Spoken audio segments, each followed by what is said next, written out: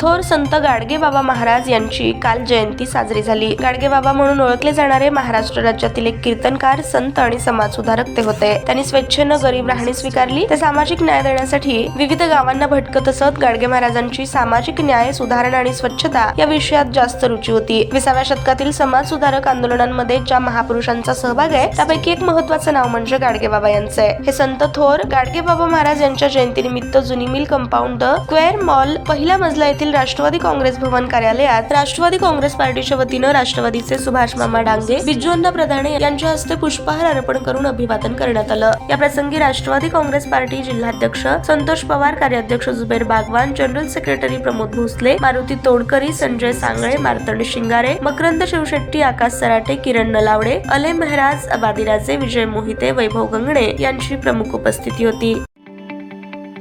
ताज्या बातम्या पाहण्यासाठी प्राईम महाराष्ट्र न्यूज चॅनलला सबस्क्राईब करा।